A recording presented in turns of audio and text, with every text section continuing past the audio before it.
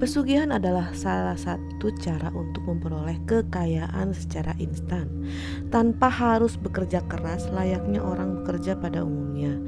Dalam proses pesugihan adalah bentuk kerjasama perjanjian antara manusia sebagai pelaku pesugihan dengan makhluk gaib atau jin ataupun siluman. Sebenarnya, pesugihan ini tidaklah gratis, melainkan memerlukan tumbal atau korban kepada pihak makhluk gaib sebagai pengganti atau barter untuk kekayaan. Korban tumbal pesugihan berdasarkan permintaan sang makhluk gaib dan pihak manusia harus bisa memenuhinya. Biasanya para pelaku pesugihan adalah orang-orang yang telah putus asa dalam kehidupannya mencari uang secara halal dan sudah tertutup hatinya sehingga bahkan harus tega mengorbankan orang lain untuk dijadikan korban tumbal pesugihannya.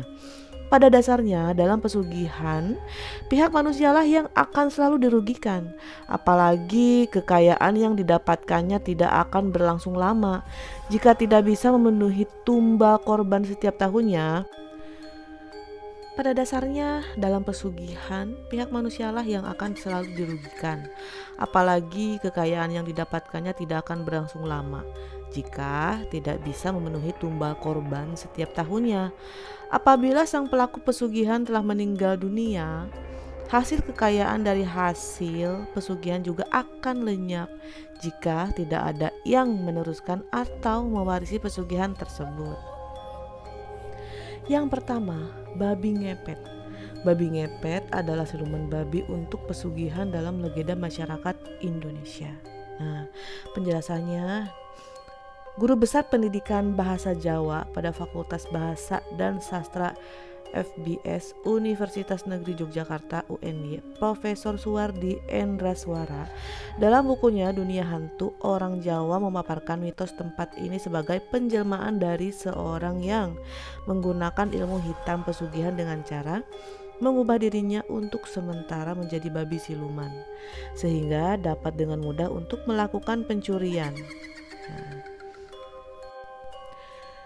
Mitos menceritakan bahwa tindakan pesugihan ini dilakukan hanya pada malam hari tertentu. Nah, jadi mitos menceritakan bahwa tindakan pesugihan ini dilakukan hanya pada malam hari tertentu dan oleh dua orang, biasanya sepasang suami istri dengan suami sebagai tuan yang akan menjadi babi dan istri sebagai pembantunya.